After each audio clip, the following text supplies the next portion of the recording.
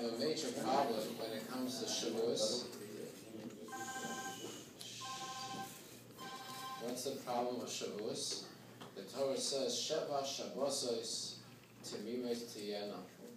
That you need to count 7 complete weeks from the second day of Pesach to Shavuot. So now the question is, if you have to count 7 complete weeks, when you start Maidav, the night of Shavuot, in many communities you daven Maidav earlier, before nightfall. Why? Because we want to start Yom Tov earlier. But on Shavuot, if you're going to daven Maidav early, you're basically making that the 7 weeks are not complete. It's missing a half hour. Because if you daven Maidav later, so then the later is going to make it complete weeks of the 7 weeks.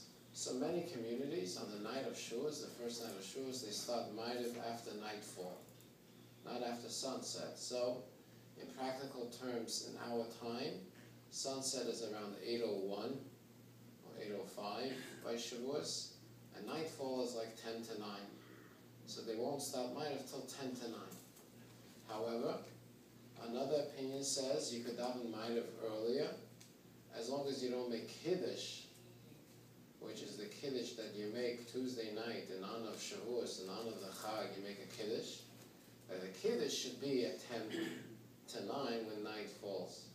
A third opinion holds that even if you make Kiddush early, it's no problem because you're not making Kiddush because you want Yom Tov to start earlier, but you're making Kiddush so people can participate in the Yom Tov and so on. So that's at least for you to know. The second thing that's very important. So what do we do?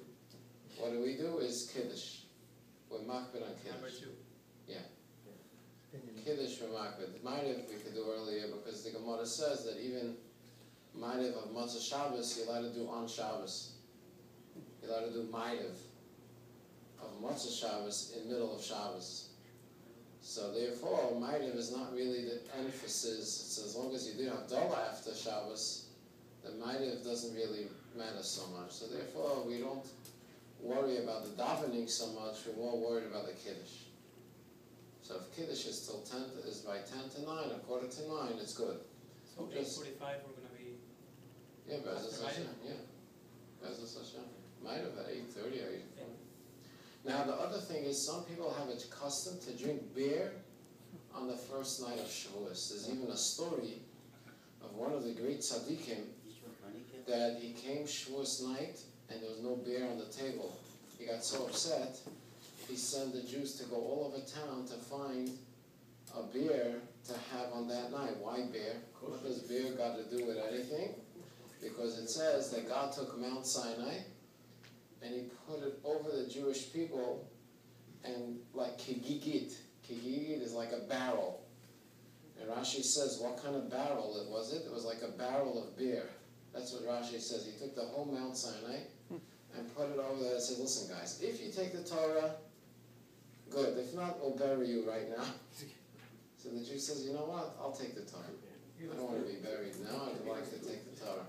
So the Talmud says it was the Mount Sinai was shaped like a keg of beer, like a barrel. So Rashi says, what is gigit? A barrel of beer. So therefore the tradition is that Jews drink beer on Tuesday night. I never saw this tradition, but he brings it down as many Jews do. So a beer on Tuesday night will be a great mitzvah. Another interesting thing about Shavuot night is about eating dairy. Because on Shavuot is a mitzvah to eat dairy. So some people have a tradition that the night of Shavuot, that means Tuesday night, is dairy. Some people say no, you have to have also meat because it's a holiday. So what do? So there's so many customs about it, but the kids, I'll tell you what the Chabad custom is. The Chabad custom is that during the day, in the day of Shavuot, which is Wednesday, you should have a dairy meal. A cheesecake, all kinds of dairy. Blintzes, whatever you want. Then you finish the meal, and sometime during the day, have a piece of meat, a piece of chicken, so you do the mitzvah. With a meal? Or with some challah. The dairy also with challah? No, the dairy you can have just cookies and cake, but the meat should be with a piece of challah, a piece of bread, so at least you had some meat for Yom Tov. That's a Chabad custom. Others have different customs and so on. The last thing I just want to mention is about learning a whole night, which is a big problem. The problem is that according to Jewish law, you're not allowed to benefit from anything before you make a bracha. So if I want to eat something, I have to make a bracha before. I want to drink something, I have to make a bracha.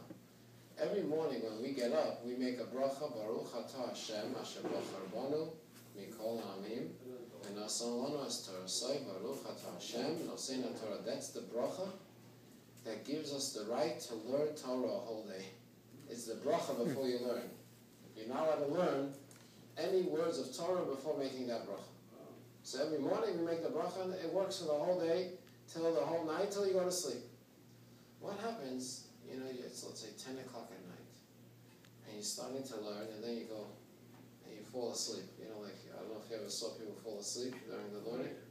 Some people fall asleep during the day also, but this happens at night. Do I have to, when I get up an hour later, do I have to make another bracha now? Because I slept. Normally, if you go to sleep, and then you wake up, you have to make again the bracha for Birchas HaTorah, which is called Shabbat Chavanu. So Shavuot night, I'm in the middle of learning and I fall asleep for a half hour. Do I have to make a bracha again? So here he says two things to remember. As long as you had in mind, before you fell asleep, that you want to learn that night, but you fell asleep.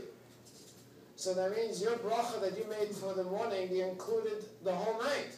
So even though you fell asleep, you didn't go to sleep in bed, you fell asleep on your hands, and you fell asleep on the couch, no problem, you don't have to make a bracha.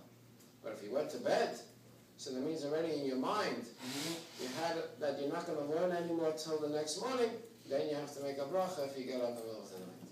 So that's one thing. Number two, if you're up a whole night learning, and you learn the whole night, and now the morning comes, do I have to stop learning to make the bracha because it's the next day already? As long as you have in mind that you're going to stop learning soon and then make a bracha again, once sunrise comes, you have to stop, say all the brachas, and start learning again. Because the Birchas HaTorah you made the yesterday morning only works for the 24 hours till the next morning. Anyways, if you have any other questions, you can ask your local rabbi, and hopefully they'll be able to guide you. The first problem is you should learn. Second problem is you should learn the whole night. And the third problem is you should worry if you should make the bracha or not. When is the first day we can get a haircut, Rabbi? Haircut is 6 different customs. Which one do you want to follow? The earliest one. You want to follow Chabad, Chabad is never. Sfardim, Ashkenazim. Who do you want? The They will earliest tell you. one. You have to tell me which one. I want Are you Ashkenaz or are you Sfard? Chabad. Chabad, we wait till Tuesday. Monday night. Monday. After night falls, like 9 o'clock Monday night through Tuesday.